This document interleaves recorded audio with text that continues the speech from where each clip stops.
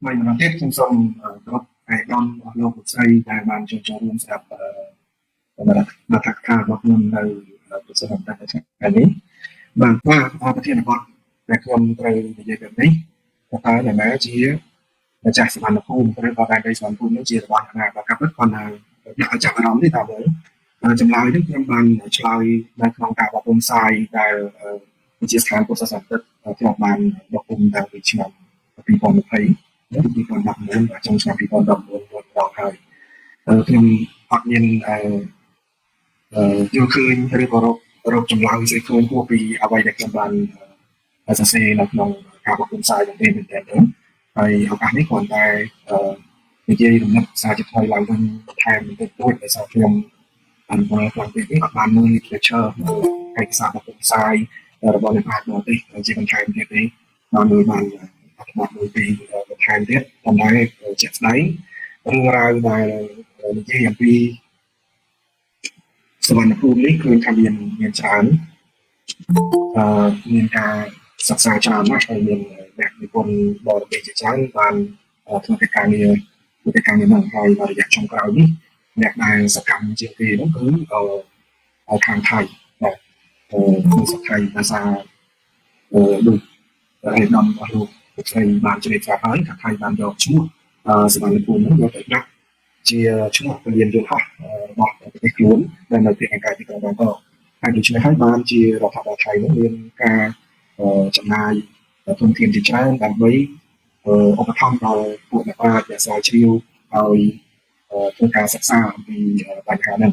បាទហើយនៅក្នុងថ្ងៃនេះដែរខ្ញុំអ្វីដែលខ្ញុំត្រូវបង្ហាញនេះគឺមាន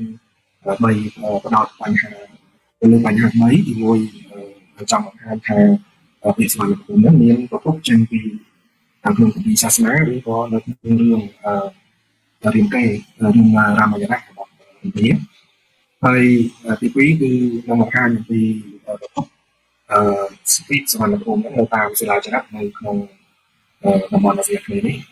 ហើយទី3ចាំយើងពិភាក្សាគ្នាអំពីសវណ្ណភូមិដោយពង្រៃទៅលើការសិក្សាការខាងរបស់ប្រវត្តិសាស្ត្រជាពីមកហើយយើងចង់ទទួលថាតើសវណ្ណភូមិហ្នឹងវាគួរតែតាមប្រទេសកម្ពុជាដែរបាទខ្ញុំឃើញនៅក្នុងការផ្សាយជាទូទៅរបស់បណ្ដាញផ្សាយដែលពួកអ្នកស្រាវជ្រាវគេបានធ្វើការបង្ហោះដាក់ផ្សាយនៅជាធម្មតានោះខ្ញុំរកកន្លែង share នេះធំមកគេតែតែបង្ហាញអំពីរូបហ្នឹងគេថារូបហ្នឹងជាមុខសវណ្ណភូមិប៉ុន្តែមែនតើខ្ញុំមើលអត់យល់ដែរទេហើយពាក្យថាសវណ្ណភូមិហ្នឹងគឺលោក John Seres ណាគាត់បានសរសេរនៅក្នុងសៀវភៅរបស់គាត់ថាសវណ្ណភូមិហ្នឹងគឺអាចប្រៀបធៀបបានជាមួយនឹងពាក្យថា Eldorado ដែលជាភាសាតាំងនៅក្នុងរវាងសតវត្សទី14 15នេះហ្នឹងគឺពេលបំផុសពាក្យនឹងឡើងថាជាអាណាចក្រមាសអាណាចក្រសបោសបាយអាណាចក្រដែលសបោទៅដោយគុណធានមាសអញ្ចឹងទៅហើយវាស្ថិតនៅក្នុងរឿងបែបរបស់ពួកអឺរ៉ុបដែលចំណងតគ្នាហើយនិយាយតគ្នាធ្វើឲ្យពួកអឺរ៉ុបហ្នឹងមានការផ្សងព្រេងស្វែងរកដើម្បីស្វែងរកទាំងអស់ហ្នឹងដើម្បីកសាងសក្តានុពលខាងសេដ្ឋកិច្ចហើយនិងនយោបាយនៃប្រទេសរបស់ខ្លួនចាប់ពីសតវត្សទី15ហើយនៅក្នុងពេលសប្តាហ៍នេះពាក្យដែលហៅថាសវណ្ណភូមិនេះគឺគេបញ្យល់ជាភាសាអង់គ្លេសគេថាជា land of gold ដែលទៅនេះឬក៏អាចមកប្រែថាជា golden land ដូចជា land of gold ដែរទេឬមួយទៀតគេហៅ abundance land ណានៅនេះខ្ញុំទៅសេ abundance ជាគុណនាមមួយបាទគឺតែដីស្បោសបាយហើយកន្លងមកគេគិតថាដែនដីស្បូនស្បាយហ្នឹងតាមរយៈការសិក្សារបស់លោកដូនីមេនៅសតវត្សទី3មុនគ្រិស្តសករាជហ្នឹងគាត់បានយល់ថាកន្លែងមួយនៃអាស៊ីអាគ្នេយ៍គឺនៅចន្លោះប្រទេសខាងកើតប្រទេសឥណ្ឌាហើយនៅខាងបាននៅចន្លោះប្រទេសឥណ្ឌានិងប្រទេសចិនគឺđang đi rất là cao ត្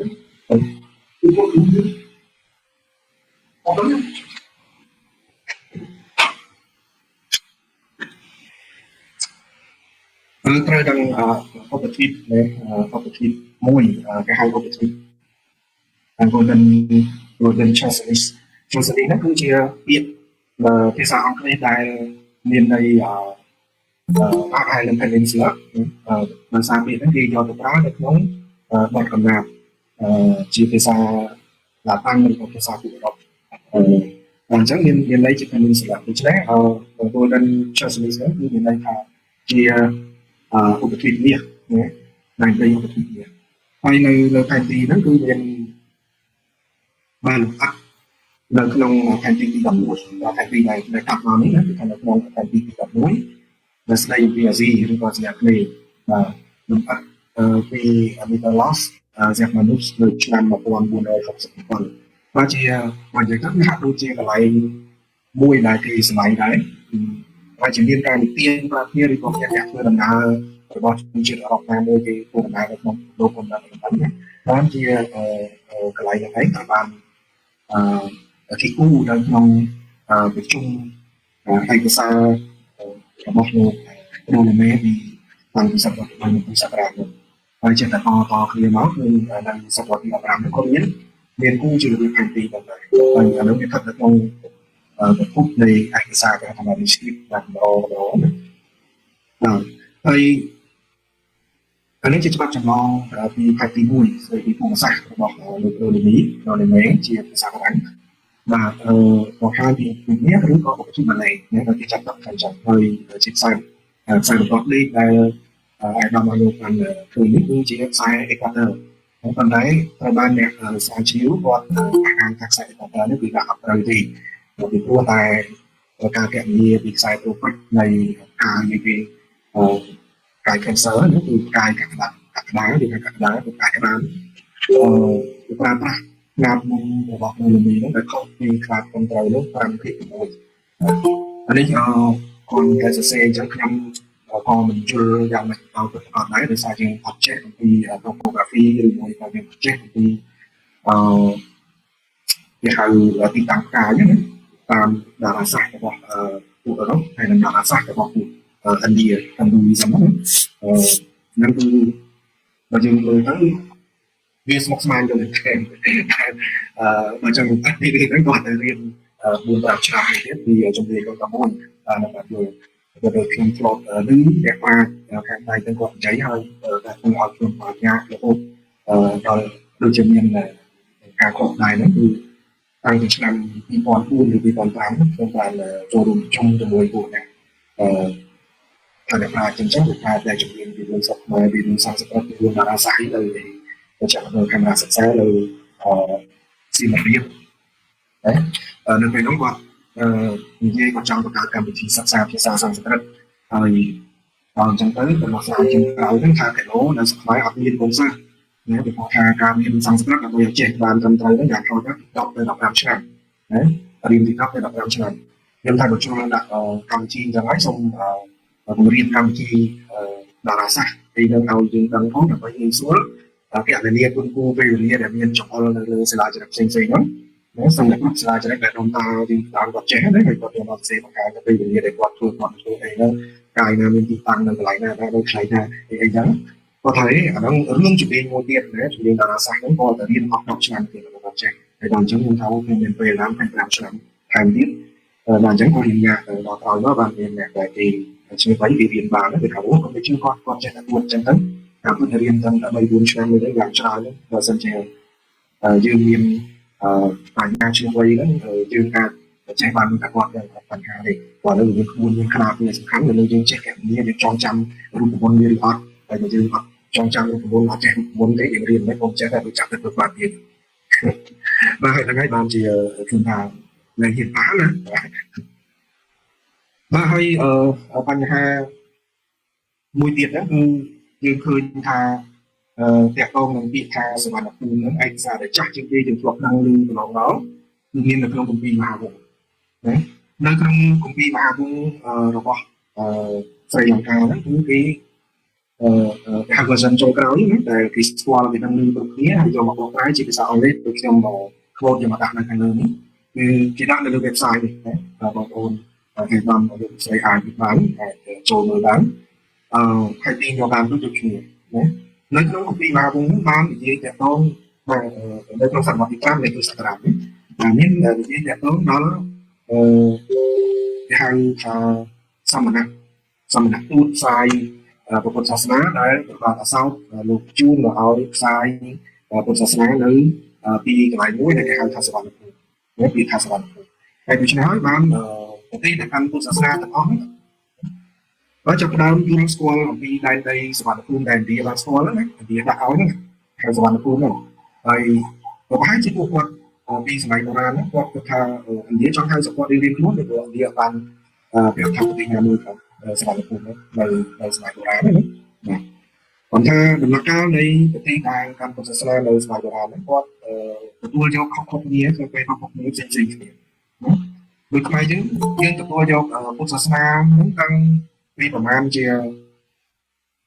សតវត្សទី2ឬក៏មិនដឹងតាំងពីកាលមកមិនដឹងទៅតាមកំណើយនៅកំពង់ផែអូកែវហ្នឹងយើងឃើញពីសតវត្សទី3ណាពីសតវត្សទី3នៃគ្រិស្តសករាជមានរូបបដិមាពុទ្ធ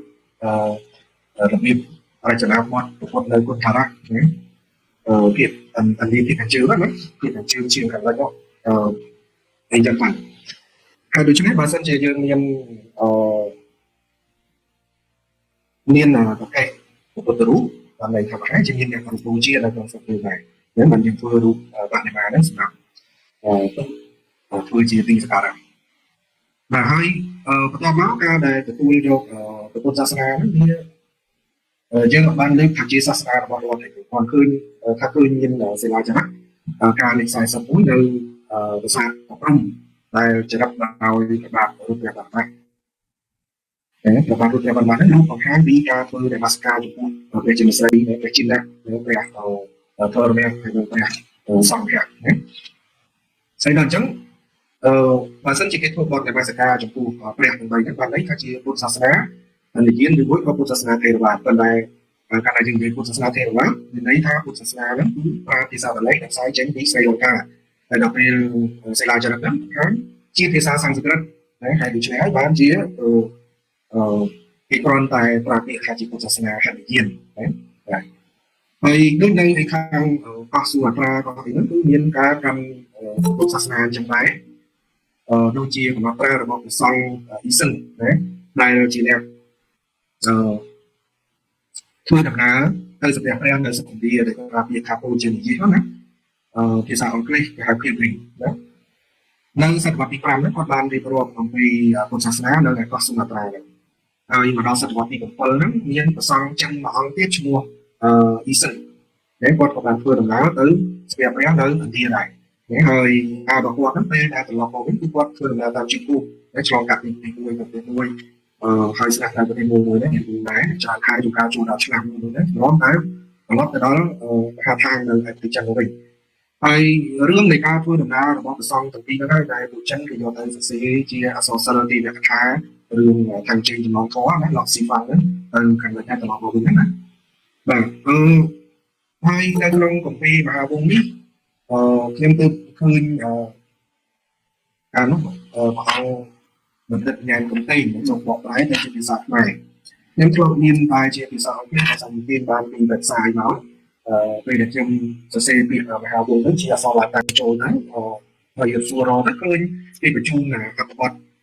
trên thế xa hoặc lên đến chỉ phải xài nó ao trên trường lời dù ở để trên xoay rồi này thì đó của bạn là sắp lắm đấy do mà mới chạy khách hàng và sự như bạnบอกai chỉ bị sạc máy đừng hỏi rằng là đây ngày muốn nhiên là mình em được chịu qua tới đây qua tháng vì mà vùng nước miền khoảng ngày vùng tây những lục bànบอกai thì chỉ bị sạc máy thôi nấu và chân xả thuốc đây bạc mà sân chỉ bóng nhé xong chui chạy thì khi mà báo vào và chẳng còn mình ta một tinh rồi mà ở trong chỉ cả đâu để mà tinh nhập bán có tập đi đây nhóm mà này sẽ phải tập đi vào quạt đấy mà là lạnh để cho năng của hơn đây nơi việc đi tập đi đấy là viên gì cái hướng sau là khi hay là đó khi đất luôn thời gian chú một căn sản phẩm ហើយនៅក្នុងនោះមាននិយាយតាក់ទងឲ្យវិញឆ្ងាយដល់ដោយសារដល់អរិយទឹកដល់ផងដល់អីហ្នឹងហើយតែយើងឃើញខូដដដែលយកទៅនិយាយនៅក្នុងវិមានបញ្ហាទៅវិមានបញ្ហាហើយនឹងនៅក្នុងសភៅសមន្តកសាស្ត្រកាយឃើញមាននៅក្នុងការចោទសួរសំណួរឆ្លើយឆ្លងអីហ្នឹងបាទហើយបន្តមកបានមកដល់សតវត្សទី18នេះខ្ញុំរកអត់ឃើញសោះអត្ថបទដែលលោក James Bishop ណា James Bishop ហ្នឹងគាត់ជាអ្នកនេះដោយសារខ្ញុំបញ្ញាពេកខ្ញុំអត់បាន identify កន្លែងដែលតកតងនឹងសាច់រឿងដែលខ្ញុំចង់រកស្រាយណាបាទJames Bishop ហ្នឹងគាត់ជាអ្នកប្រាជ្ញជនជាតិអង់គ្លេសដែលគាត់បានធ្វើការបកប្រែនៅស្លោកខ្លីៗដែលជារៀបវិជាដែលគេប្រើពាក្យថា ethic របស់ប្របាទឬក៏ធម្មភាពហ្នឹងបានរបស់ប្របាទអសោកមហារាជដែលសោយរាជនៅក្នុងសតវត្សទី4ណាខ្ញុំដាក់ទៅកន្លងបាត់នេះភ្លេចទៅពេញសោកមហារាជខ្ញុំចាំតែគាត់សុខដីនៃព្រះអង្គអសោកមហារាជហ្នឹងលោកសុខដីងាកទៅកាន់ពុទ្ធសាសនាហើយដល់អញ្ចឹងទៅលោកមានគំនិតចង់ធ្វើការវិទីណាដោយព្រះធម៌ឬក៏ប្រើព្រះធម៌ដើម្បីវិទីណាដើម្បីវិទីបតីប្រហែលជាលោកជ្រាបពីរឿង concept របស់ស្ដេចចក្រពត្តិនៅក្នុងទស្សន័យពុទ្ធសាសនាណាដែលវិជាពីការវិទីរបស់ស្ដេចចក្រពត្តិទៅដល់កន្លែងណាគេស្វាគមន៍កន្លែងហ្នឹងហើយទទួលយកព្រះធម៌របស់អង្គឬក៏ច្បាប់របស់អង្គនេះយកទៅគោរព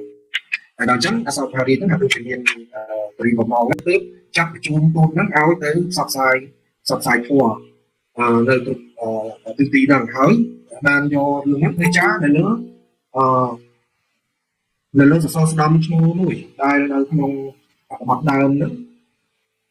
គេប្រើពាក្យថា edit ទី13ហើយនេះ edit ទី4ហើយមិនទី13ទេបាទគឺ edit ទី13ហើយខ្ញុំតាមរកច្បាប់ដើម edit ទី13ហ្នឹងអត់ឃើញសោះ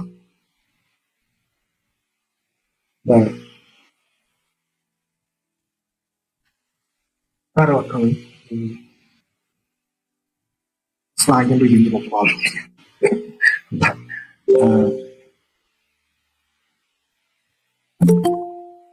បាទ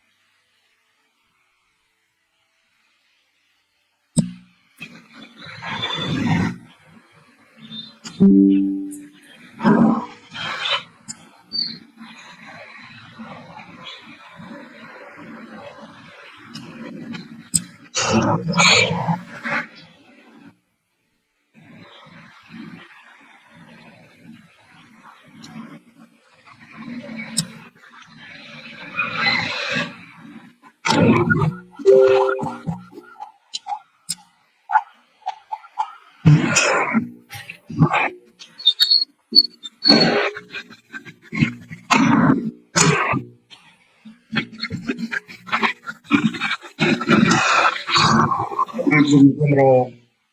edit ទី13ហ្នឹងឃើញលើបន្លំមកវិញចង់បង្ហាញថាដោយសារតែឯកសារដែលលោកJames Bishop សូម្បីតែសរសេរឈ្មោះហ្នឹងក៏ខ្ញុំភ្លេចសរសេរនៅលើហ្នឹងដែរJames Bishop ហ្នឹងគាត់ធ្វើការបកប្រែហ្នឹងវាមានការលំបាកដោយសារសេនាចរិតរបស់ប្របាទអសោកហ្នឹងវារងការខូចខាតយ៉ាងច្រើនទៅហើយដល់អញ្ចឹងគាត់នៅពេលដែលគាត់អានទៅគាត់ឃើញផុសតាងនៃការផ្សាយព្រះធម៌ហ្នឹងទៅកាន់ប្រទេសផ្សេងៗហ្នឹងមួយចំនួនហើយដល់ពេលមកខាងសវណ្ណភូមិហ្នឹងវាកន្លែងហ្នឹងចង់កន្លែងដាច់ខ្លាំងខូចខាតខ្លាំងហើយអញ្ចឹងមានអ្នកស្រាវជ្រាវជនជាតិអង់គ្លេសម្នាក់ទៀតដែលជាអ្នកឆ្លើយឆ្លងរបស់គេហ្នឹងនៅខាងប្រទេសស្រីលង្កាហ្នឹងបានប្រាប់ថានៅស្រីលង្កាហ្នឹងមានពីពុទ្ធសាសនាដែលចាស់មួយកាលពីសតវត្សទី5ហ្នឹងគេហៅពីមហាវង្សហ្នឹងបាននិយាយពីព្រះបាទអសោកហ្នឹងបានបញ្ជូនទូតចំនួន8ណាសមណទូតហ្នឹងទៅផ្សាយពុទ្ធសាសនានៅប្រចាំប្រទេសចំនួន8ហ្នឹងហើយអញ្ចឹងទៅលោកព្រានសពគាត់ថាអូអញ្ចឹងសាលាចរិតហ្នឹងហើយដែលមានរៀបរាប់អំពីរឿង ប្រមាណសោកស្ដាយពុទ្ធសាសនាហ្នឹងឯងបាទរឿងហ្នឹងកើតឡើងនៅរវាងឆ្នាំ1830ទៅ1840កាលពីសតវត្សទី19ណាបាទហើយដូច្នេះនៅក្នុងការសិក្សាកន្លងមកដូចជាអ្នកប្រាជ្ញខាងពុទ្ធសាសនាខ្មែរយើងមានព្រះអង្គបង្ខាត់មានព្រះអង្គពុទ្ធតាឬក៏ព្រះអង្គផ្សេងទៀតដែលខ្ញុំមិនចាំឈ្មោះហ្នឹងសូមអភ័យទោសលោកយកមកសរសេរលោកចម្លងលោករៀនលោកអានពីការសិក្សាស្រាវជ្រាវរបស់បរិញ្ញាបត្រហ្នឹងលោកយកមកសរសេរថាប្របាទសោជាអ្នកដែលបានធ្វើការផ្សព្វផ្សាយធម៌ហ្នឹងមកកាន់ដែនសវណ្ណភូមិដែលមានសារទេមានឧត្តរទេហ្នឹងហើយលោកបានឲ្យគេចាជាសិលាចារឹកហ្នឹងទុកនៅលើសសរស្តម្ភមួយនៅឯប្រទេសឥណ្ឌានោះហើយដល់អញ្ចឹងកន្លងមកពេលដែលខ្ញុំអានខ្ញុំរៀននៅថ្នាក់បញ្ញាបត្រនៅឯនោះខ្ញុំគិតថាឯកសារដែលសំខាន់ផ្ដល់ព័ត៌មានទាក់ទងនឹងការផ្សាយពុទ្ធសាសនាមកកាន់ដែនដីសវណ្ណភូមិហ្នឹងគឺយើងអាចដឹងបានដោយសារតែសិលាចារឹករបស់បាទសោទេប៉ុន្តែដល់ពេលខ្ញុំស្រាវជ្រាវដើម្បីសរសេរបញ្យល់ពីរឿងសវណ្ណភូមិនេះឯងបានខ្ញុំដឹងថាអូការពិតសិលាចារឹករបស់បាទសោហ្នឹងគឺមិនបានផ្ដល់ព័ត៌មានអ្វីពេញលេញទាក់ទងនឹងការធ្វើគេហៅបញ្ជូនសមណទូតមកផ្សព្វផ្សាយធម៌កាលពីសតវត្សទី3មុនគ្រិស្តសករាជនៅក្នុងដែនដែលហៅថាសវណ្ណភូមិនេះជួយទៅវិញយើងដឹងរឿងហ្នឹងច្បាស់លាស់តែតាមរយៈគម្ពីរមហាវង្សណាហើយដែលមានគម្ពីរក្រោយទៅទៀតដូចជាមិលិនបញ្ហាឬក៏សមន្តបសាទិកាយហ្នឹងបានរំលឹកឡើងវិញហើយដូច្នេះហើយបានជាយើងដឹងរឿងហ្នឹងហើយចំណែកផុសតាងនៃការសរសេរការទទួលស្គាល់ថាខ្លួនឯងជាសវណ្ណភូមិជាអីនៅសម័យក្រោយទៅទៀតហ្នឹងគឺតាមរយៈ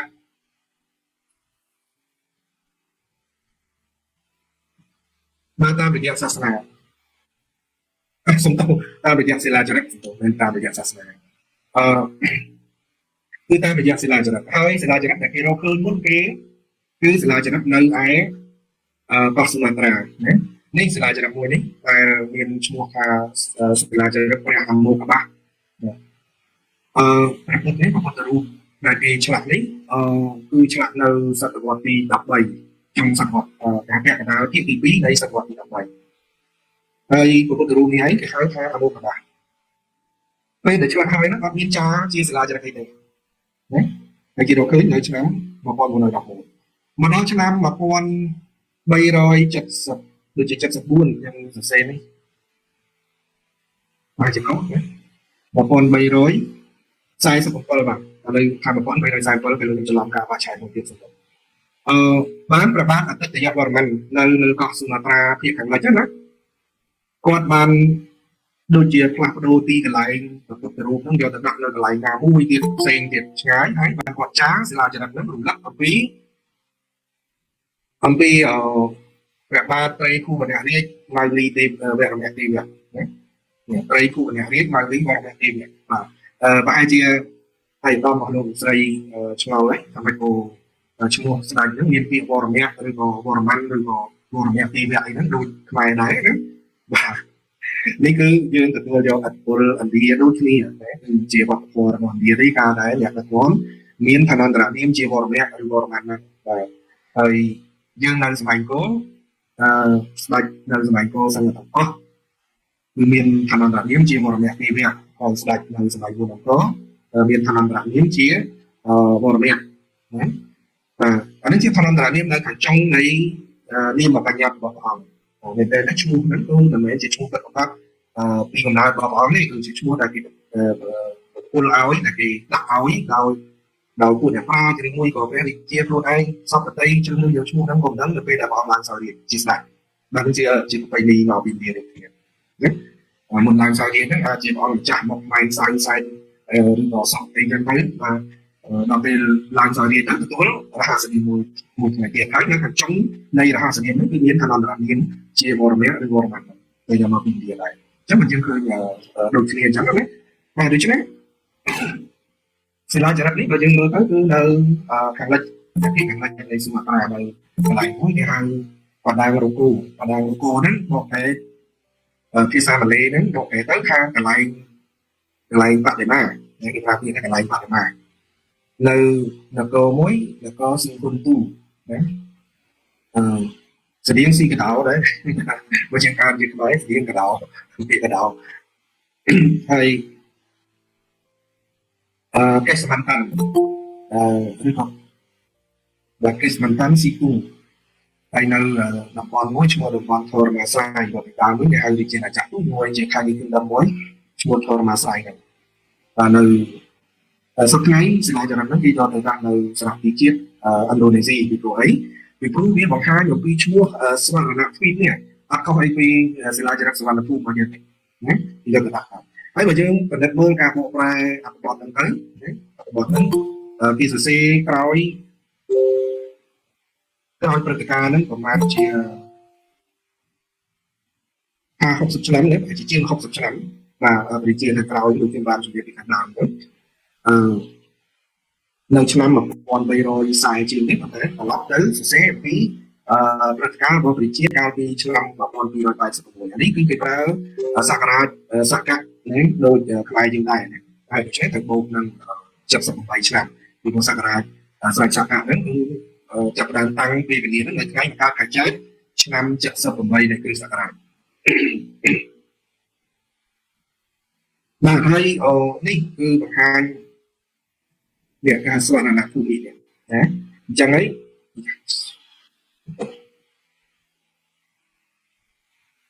That is the term of the statue of Lord Anuhabhas Lokeswara បាទមែនប្រពុតមែនទេនេះគឺប្រពុតLokeswara ណាaccompanied with all 14 followers and also 7 Ratana jewel taken from Bhumi Java to Swarnakul in order to be erected at Thoramasrai បាទនេះគឺជាពេលដែលបដិមានៃព្រះចៅម្ចាស់លោកទេស្វរៈឈ្មោះអនុកបាហ្នឹងរួមជាមួយនឹងសាវកចំនួន14អង្គសាវកទាំងអស់14អង្គហ្នឹង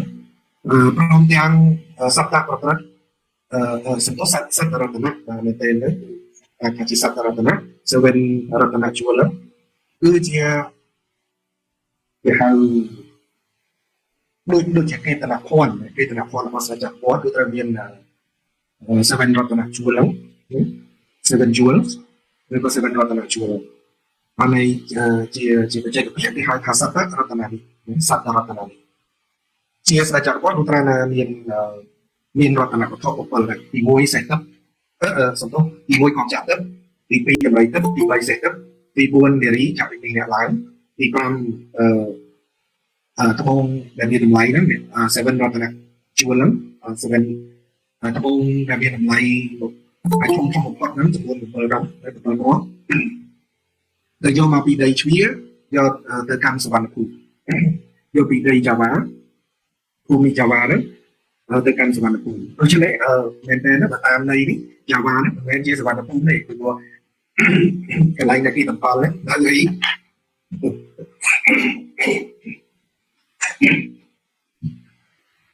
នៅកោះស៊ូម៉ាត្រាដូច្នេះផ្នែកទីខាងលិចនៃកោះស៊ូម៉ាត្រាហ្នឹងទេដែលហៅថាស្វរណៈភូមិហ្នឹង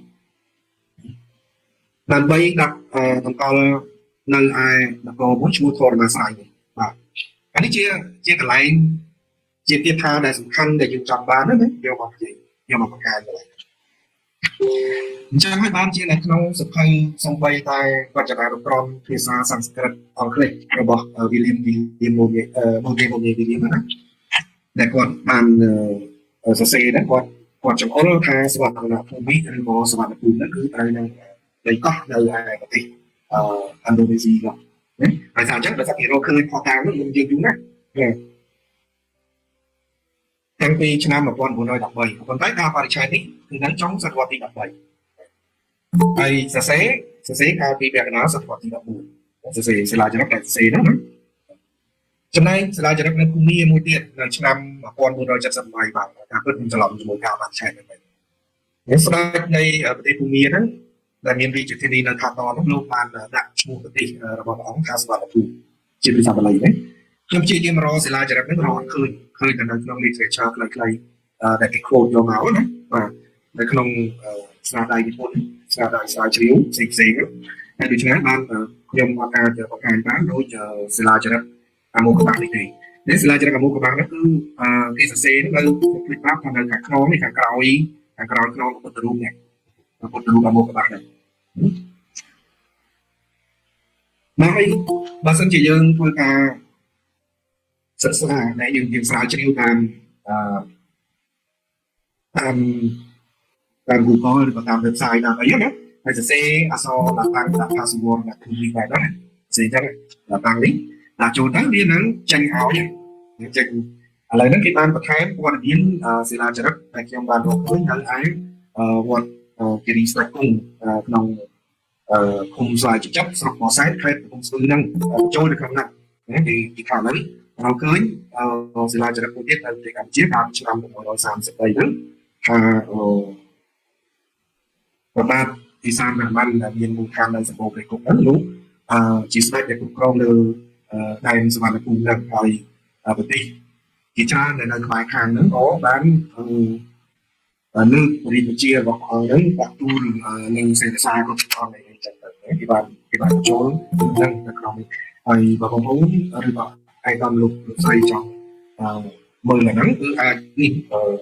website នេះគេบอกអាចបាយបានហើយគេកូដកន្លែងបន្តិចគេថានេះគេថាពីបន្តនេះ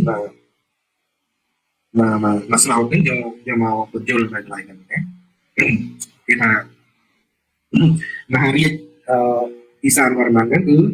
គឺស្ដេចពោពេញទៅដោយភាពល្បីល្បាញណាគឺជាស្ដេចពោពេញដោយភាពក្លាហានហើយព្រះអង្គនេះជាស្ដេចនៃស្ដេចទាំងឡាយដែលសោយរាជនៅលើដែនដីសវណ្ណភូមិហ្នឹងរហូតដល់សមុទ្របាទគឺគាត់បកប្រែនេះដោយយកតាមគំនិតរបស់ខ្ញុំ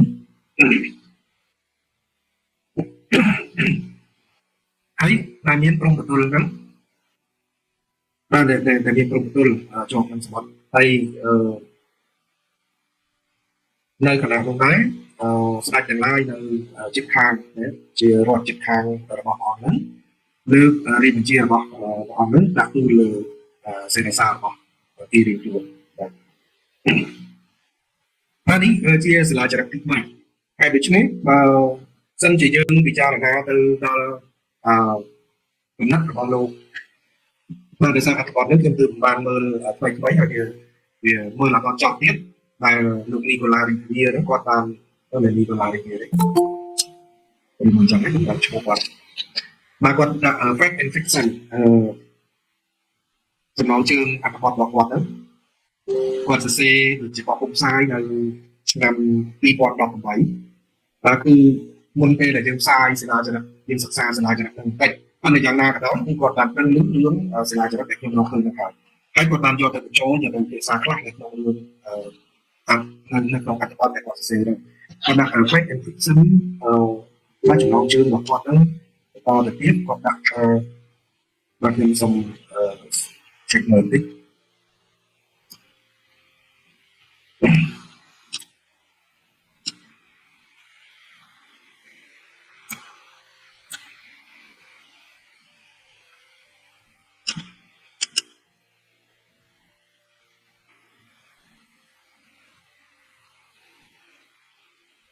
បើសិនជាបងប្រែមកជាខ្មែរបាទខ្ញុំអាចចាំបងប្រែមកជាខ្មែរថា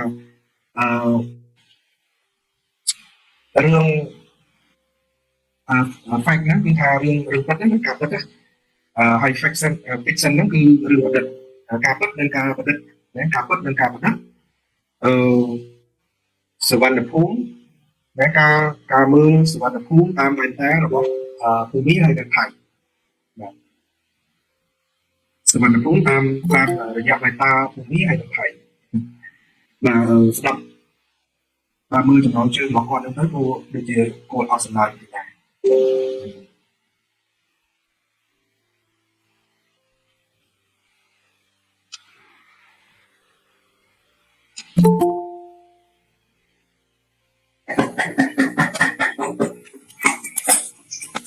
បាទ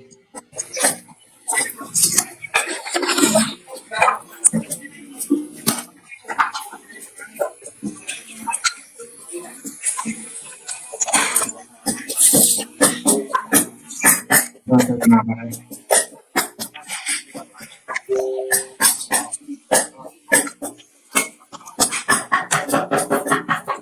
ហើយហើយក្លាប់មកទៅវិញហ្នឹងក្លាប់មកខ្លួនតែទៅលេងឡើងនេះស្មើគេដាក់មកខ្លួនហើយដល់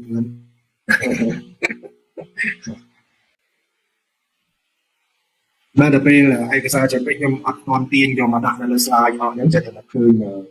ចង់យកមកមើលឥឡូវរកភ្លាមៗរកឃើញបាទហើយបន្ទាប់ពីហ្នឹងមកគឺយើងឃើញមានស្នាដៃរបស់អ្នកនិពន្ធម្នាក់ដែលខ្ញុំតាមរកវិញអត់ឃើញដែរគាត់និយាយរៀបរាប់អំពីរឿងការដណ្ដើមគ្នាធ្វើជាម្ចាស់សវណ្ណភូមិណាប៉ុន្តែដល់ពេលខ្ញុំមើលអត្ថបទនេះមួយទៀតរបស់លោកស្រីអាណាប៊ិនណេតនេះគឺមានសរសេរប្រហែលគ្នាបាទគាត់ចង់បង្ហាញថានៅតំបន់ដែលហៅថាសវណ្ណភូមិហ្នឹងកន្លែងដែលជាប់ផលិតហ្នឹងនេះគាត់ដាក់ដូចជានៅភូមិមានមួយគាត់ដាក់កាយមួយនៅសំនួននេះមានមួយដែរហើយនៅកម្ពុជាយើងមាន2 3កន្លែងដែលគាត់ដាក់នេះគាត់ដាក់មកខាងត្បូងខ្ញុំសង្ស័យគាត់ចំអល់ទៅភ្នំបុរីនេះខ្ញុំដឹងហើយនៅខាងជើងនេះប្រហែលជាគាត់ចង់ចំអល់ទៅខាងភ្នំជីភ្នំលឿងអីនៅខាងខេត្តព្រះវិហារខ្ញុំដឹងហើយនេះនៅបរតៃលិនខ្ញុំដឹងប៉ុន្តែគាត់ក៏បានដឹងពីរឿងរ៉ាយមានច្រើននៅខាងសីមាក្នុងខេត្តមណ្ឌលគិរីសប្តាហ៍ហ្នឹងណាហើយតែសប្តាហ៍នេះដូចជាក្រុមហ៊ុនចិនកំពុងធ្វើអាជីវកម្មហើយមុនក្រុមហ៊ុនចិនធ្វើអាជីវកម្មហ្នឹងដូចជាអាជីវករខ្មែរហ្នឹងគឺនាំគ្នាទៅជីកហ្នឹងគឺដែរហើយដោយបងលុយបងពីឲ្យទៅខាងអញ្ញាធរនៅក្នុងខេត្តមណ្ឌលគិរីដែ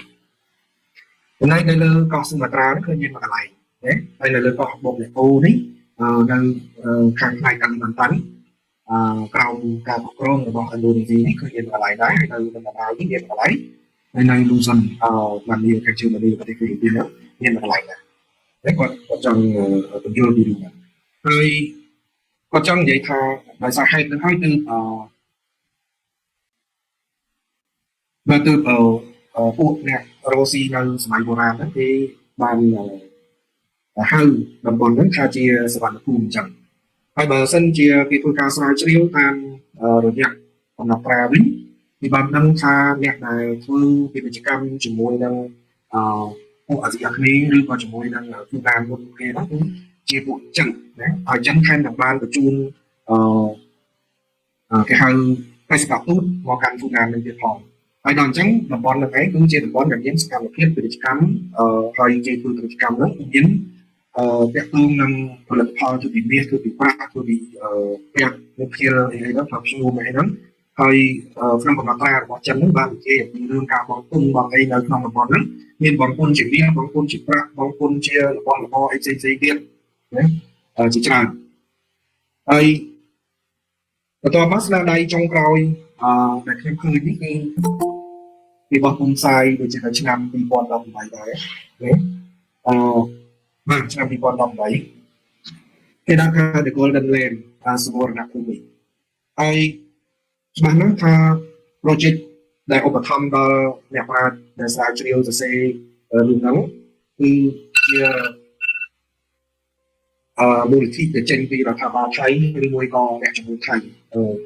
ដើម្បីធ្វើកិច្ចការនេះហើយយើងឃើញមានអត្ថបទជាច្រើនដែលគេបានបោះពុម្ពផ្សាយនៅក្នុងហ្នឹងហើយមានអត្ថបទខ្លះខ្ញុំបានមាននៅក្នុងដៃអត្ថបទខ្លះទៀតខ្ញុំអត់មាននៅក្នុងដៃទេហើយស្នាដៃដែលគួរឲ្យចាប់អារម្មណ៍ជាងគេហ្នឹងគឺស្នាដៃសង្ខេបអំពីខុសតាងនៃការដែលពួកអាស៊ីអាគ្នេយ៍ធ្វើយករឿងfiction ណារឿង fiction របស់ឥណ្ឌាកំដៅបាទគឺការសบายការកំណត់ហៅដោយឥណ្ឌានឹងឯងកាលពីសម័យបុរាណគឺមានស្នាដៃរបស់លោក Peter Skilling នេះហើយដែលស្នាដៃហ្នឹងកញ្ញាចောင်းវិធាក៏បានសង្ខេបយកមកសរសេរនៅ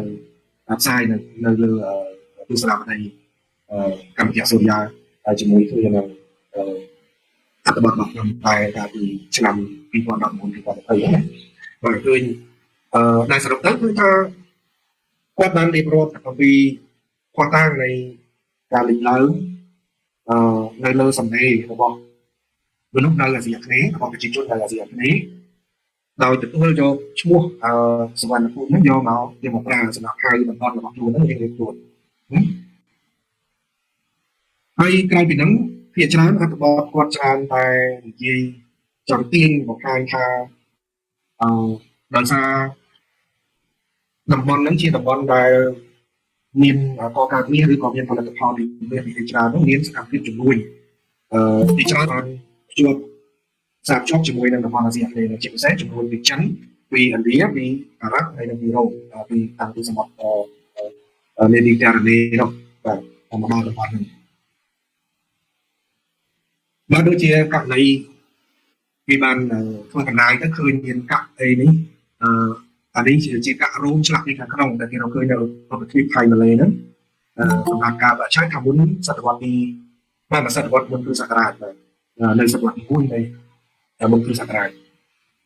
ហើយកាក់មួយទៀតនេះគឺថាកាក់មកពីរោមដែរវាចាស់ជាងកាក់ដែលមកពីរោមដែរតែគេរកឃើញនៅក្នុងខេត្តអូខេការនេះគឺនៅរវាងឆ្នាំ138ដល់161នៃគ្រិស្តសករាជដែលបង្ហាញអំពីរូបស្ដេចឈ្មោះអាន់តូនីភៀសហើយនឹងរូបបុត្រីរបស់ព្រះអង្គបាទហើយជាសេចក្តីសន្និដ្ឋានគឺថាយ៉ាងហោចណាស់ក៏ពួករ៉ូមហ្នឹងបានមករកស៊ីតាក់ទងជាមួយនឹងប្រព័ន្ធឧបទ្វីបថៃម៉ាឡេហ្នឹងតាំងពីឆ្នាំ86នៃគ្រិស្តសករាជបាទខ្ញុំនឹងថាខ្ញុំសរសេរដំណើរនេះអត់ទៅយកបានសរសេរដល់បាទដល់អញ្ចឹងយើងឃើញថាឲ្យតែឃើញមាននេះឲ្យតែឃើញមានផុសតាងតាក់ទងនឹងការរស់ស៊ីជាមួយតំបន់ដែលមាននេះអីហ្នឹងគេចាត់ទុកថាកន្លែងហ្នឹងក្នុងកម្រិតរបស់គេចាត់ទុកថាកន្លែងហ្នឹងគឺជាសវណ្ណភូមិគឺតំបន់ដែលហៅថាសវណ្ណភូមិហើយឥឡូវនេះខ្ញុំត្រឡប់មកនិយាយនៅក្នុងសិលាចារឹកដែលខ្ញុំបានសិក្សានេះវិញថាតើតាមរយៈព័ត៌មានដែលប្របាទសន្ទុះដែលលោកប្រឹងអេតគាត់សរសើរអំពីគុណសម្ភាររបស់ប្របាទអេសានវណ្ណហ្នឹងថាជាម្ចាស់ដ៏ខ្ពង់ខ្ពស់ហើយជាស្ដេចដ៏ជឿនជ័យជាស្ដេចដ៏មានសេរីជាស្ដេចដ៏អង្ការក្លាហានជាស្ដេចដែលមហង្គត់និងស្ដេចទាំងឡាយនៃដែនដីសវណ្ណភូមិដែលមានព្រំប្រទល់ជាប់នឹងសមុទ្រជាដើមហ្នឹងហើយវាជាការលើកតម្កើងមួយស័ក្តិសមនឹងបុណ្យសម្ភាររបស់ស្ដេចអង្គនឹងមែនទេបាទពីព្រោះមិញហ្នឹងដូចខ្ញុំបានបង្ហាញមកមិញហ្នឹងថាផុសតាងដែលយើងឃើញថាអាស៊ីអាគ្នេយ៍ទទួលយកគេហៅឈ្មោះថាសវណ្ណភូមិដែលឥណ្ឌាបានហៅតំបន់មួយនៅខាងនេះខាងកើតស្រុករបស់ខ្លួនហ្នឹងប្រទេសរបស់ខ្លួនហ្នឹងថាជាឈ្មោះប្រទេសរបស់ខ្លួនហ្នឹងដូចនៅលើកោះស៊ូម៉ាត្រាគឺពីសតវត្សទី13 14នៅប្រទេសភូមានៅសតវត្សទី15ថ្មីត្បិតថាតំបន់ទាំងអស់ហ្នឹងកាន់ពុទ្ធសាសនាតាំងពីដើមដំបូងមកមានវត្តមានពុទ្ធសាសនាហ្នឹងមកដល់ស្រុកអស់ហ្នឹងតាំងពីដើមដំបូងមកនៃសម័យប្រវត្តិសាស្ត្រដែលហៅថាចិនក៏ដោយប៉ុន្តែផុសតាងនៃការទទួលយកឈ្មោះនឹងឯងយើងឃើញមានតែនៅសតវត្សទី13 14ហើយនិង15ហ្នឹងទេតែខ្មែរយើងនេះវិញតាមរយៈសិលាចារឹកនៅវត្តគិរីស្ដេចគង់ឆ្នាំ633នេះក្នុងរជ្ជកាលព្រះបាទពិសានវរ្ម័នទី1ដែលថាព្រះអង្គជាស្ដេចដែលគ្រប់គ្រងផ្នែកសវណ្ណភូមិទាំងមូលហើយស្ដេចសវណ្ណរដ្ឋទាំងអស់នៅហ្នឹងលើកទូលរាជបញ្ជារបស់ព្រះអង្គដាក់លើសេវាសាគ្រប់អង្គហ្នឹងថាតើព្រះអង្គស័ក្តិសមនឹងមានអំណាចចឹងទេណាបើយើងប្រៀបធៀបជាមួយនឹងអាយុកាលនៃប្រភពសិលាចារឹកនៅកន្លែងពីរដែលខ្ញុំបានជម្រាបទៅហ្នឹងគឺវាខុសគ្នាជាប់600ឆ្នាំ700ឆ្នាំ800ឆ្នាំហើយបានចុងក្រោយគេគឺសិលាចារឹកនៅស្រុកថៃដែលខ្ញុំអត់ចូលមកនិយាយនៅក្នុងនោះគឺនៅសតវត្សទី19ឆ្នាំ1833ហ្នឹងព្រះអង្គចាំគាត់មកគាត់ហ្នឹងមហាគាត់ហ្នឹងតែលោករកឃើញលោកប្រទះឃើញនៅក្នុងទីវិល័យនៅសុខោតីហ្នឹងប៉ុន្តែពួកអ្នកប្រាជ្ញគាត់ទេគេបានបង្ហាញថាសិលាចារឹកហ្នឹងគឺជាផលិតផលនៅសតវត្សទី19 ហើយខ្ញុំក៏ឯកភាពជាមួយនឹងរឿងនោះដែរណាពីព្រោះតាំងពីខ្ញុំអត់ដឹងថាគេបកអាក្រាទៅខ្ញុំសង្ស័យរួចជាស្ដាច់ហើយណាហើយកន្លែងដែលគេហៅថាសវណ្ណភូមិហ្នឹងសប្តាហ៍ថ្ងៃគេហៅសុផាន់បុរីសុផាន់បុរីហើយការពិតទៅបើយើងនិយាយពីសុផាន់បុរីគឺសវណ្ណបុរីសវណ្ណបុរៈដែរហើយនៅលើសាលាចរិតហ្នឹងគេសរសេរសដល់ស្រហោពនឹងណជាងណពដល់ស្រហោនឹងណណាសរសេរអក្សរថៃសរសេរជាអក្សរថៃដែលមានតែមួយគត់នៅក្នុងប្រវត្តិសាស្ត្រថៃហ្នឹងគឺសាលាចរិតក្រានកំហែងហ្នឹងគេថានៅឆ្នាំ1292គេសរសេរឆ្នាំ1292ប៉ុន្តែយ៉ាងណាក៏ដោយបើសរសេរនៅឆ្នាំ1292ហើយគេក៏ស្គាល់ឈ្មោះប្រទេសភូមានៅសតវត្សទី16ឈ្មោះប្រទេសភូមានៅសតវត្សទី16ឈ្មោះហង្សាបតីមិនក៏នៅលើសាលាចរិតស្គាល់ហង្សាបតីគឺកើតឡើងនៅរវាងឆ្នាំ1555សតវត្សទី16ហើយសរសេរសាលាចរិតសរសេរនៅឆ្នាំ1292បាទវាជារឿងគួរឲ្យអស់សំណើចទី2ឈ្មោះទីក្រុងវៀងច័ន្ទវៀងច័ន្ទទៅបានដាក់ប្រហែលជានៅភាគទី2នៃសតវត្សទី18ឬសតវត្សទី19នេះពីមុនមកឈ្មោះច័ន្ទបុរៈនៅសាលាចរិតសតវត្សទី16ក៏គេហៅច័ន្ទបុរៈដែរស្ដេចនៃអាណាចក្រនៃនគរច័ន្ទបុរៈឬក៏អីចឹងដែរអត់មានវៀងច័ន្ទទេហើយនេះក៏នៅលើសាលាចរិតរាមកំហែងមានដាក់ឈ្មោះវៀងច័ន្ទណាដូច្នេះសតរឿងសរសេរនៅសតវត្សទី13ប៉ុន្តែដឹងរឿងនៅសតវត្សទី18អាហ្នឹងតែជារឿងវាគួរឲ្យអស់សំណើចផលវាមិនសោះហើយអ្នកខាងភាសានោះគាត់ផ្នែកញែករឿងអីផ្សេងៗទៀតការអ្នកចេះពីអីនោះគាត់ដឹងទៀតចេះភាសាវិទ្យាច្បាស់ភាសាថៃភាសាអីហ្នឹងច្បាស់គាត់ដឹងប្រវត្តិហ្នឹងគាត់មិនខៃទៀតហើយដល់លោកជារាមទីផ្លូតនោះគាត់ថា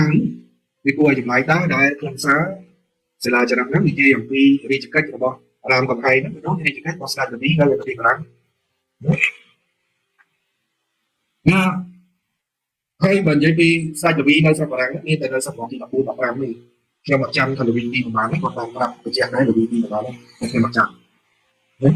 នេះក៏ដូចគ្នាdanរឿងហ្នឹងលោក Michael Vickery គាត់ជាអ្នកសាររឿងកាលពីបាទដំបូងគេពីឆ្នាំ1987ហើយអញ្ចឹងបានក្នុងហ្នឹងខ្ញុំនៅលើ slide នេះខ្ញុំអត់ចូលសាលាចរិតនេះខ្ញុំអត់ចេះ